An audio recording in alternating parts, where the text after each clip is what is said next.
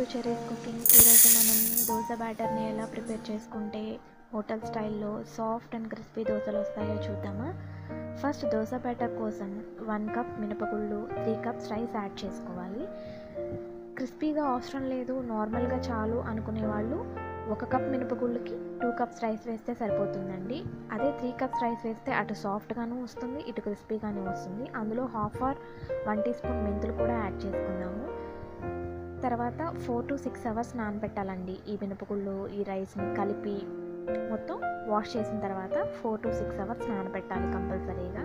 మనం మిక్సీలో రుబ్బుకున్నట్టయితే కనుక సమ్మర్ సీజన్లో కూలింగ్ వాటర్ని యాడ్ చేసుకుంటూ మిక్సీ పట్టాలి, లేదా నార్మల్ సీజన్లో అయితే కనుక నార్మల్ వాటర్ని యాడ్ చేసుకుంటూ మనం మిక్సీ పట్టుకోవచ్చు. మీకు రెస్టారెంట్ స్టైల్లో ఇంకా బాగా కలర్గా రావాలి దోశలు అనుకుంటే కనుక అందులో ఇంకొక కొంచెం మెంతులు ఆర్ షుగర్ అండి, 1/2 or 1 teaspoon sugar add చేసుకోవచ్చు. నేను ఇప్పుడు ప్రజెంట్ అయితే నేను యాడ్ చేయలేదు. సో మీకు బాగా కలర్ రావాలంటే మాత్రం షుగర్ యాడ్ చేసుకోండి. సో ఏ ప్యాన్ అయినా సరే ఫస్ట్ ఆనియన్తో రబ్ చేస్తే మనకి దోశలు అనేవి చాలా చక్కగా వస్తాయి. ఇదే దోశ బ్యాటర్తో ఎన్ని రకాలుగా వేస్తున్నానో ఒకసారి చూసేద్దామా. కారం dosa, egg dosa, full onion dosa, teddy bear dosa. అంటే కొంతమంది పిల్లలు ఇష్టంగా తినరు, టిఫిన్స్ కానీ భోజనం కానీ సరిగా చేయరు కదండి. ఇలాగ చిన్నగా సింపుల్గా ఏదో ఒక ట్రిక్ ప్లే చేస్తూ వాళ్ళకి ఎలాగోలా తినిపించాలి కదా. సో అందుకని అప్పుడప్పుడు ఇలాగా టెడ్డీస్ కానీ ఇట్లా ఇంకేదైనా స్టైల్లో మీకు తోచిన స్టైల్లో ఏదో ఒకటి వేసి ఇస్తూ ఉంటే పిల్లలు ఇంట్రెస్ట్గా తింటారు, మనకి వాళ్ళు తిన్నారనే సాటిస్ఫాక్షన్ కూడా ఉంటుంది. ఒకసారి ఇలా కూడా ట్రై చేసి చూడండి. అని ఎండ్ వరకు చూసేద్దామా.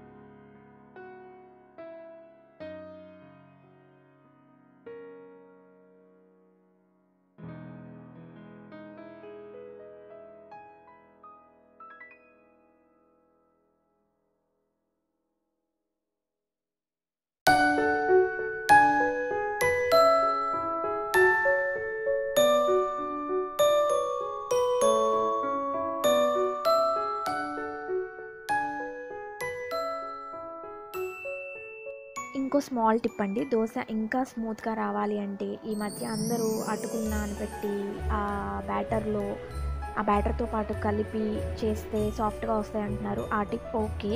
అవి అవైలబుల్గా లేనప్పుడు మనకి అటుకులు అనేవి మన ఇంట్లో అన్నం మిగిలిపోతుంది కదా, ఎంతో కొంత మిగులుతుంది కదా, మనం బ్యాటర్ని రుబ్బేటప్పుడు కనుక జస్ట్ ఒక గుప్పెడు, అది ఇడ్లీ బ్యాటర్లో అయినా సరే దోశ బ్యాటర్లో అయినా సరే, గుప్పెడు కాకపోయినా అందులో 1/2 అయినా సరే, అది మన బ్యాటర్ని బట్టి మనం ఆ రైస్ అనేది యాడ్ చేసుకుంటే డెఫినెట్గా మన ఇడ్లీస్ స్పాంజెస్లా ఉంటాయి, మన దోశలు కూడా చాలా సాఫ్ట్గా ఉంటాయి.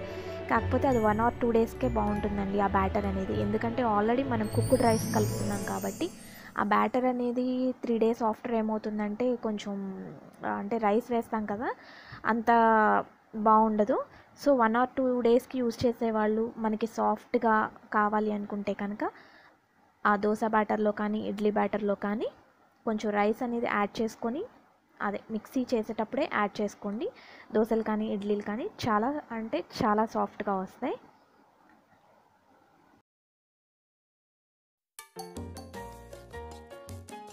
ఇది ఫుల్ ఆనియన్ దోశ అండి. ఈ ఫుల్ ఆనియన్ దోశలో మనకి స్ట్రీట్ స్టైల్లో పైన కొంచెం మసాలా కారం చల్లితే చాలా అంటే చాలా టేస్టీగా ఉంటుంది.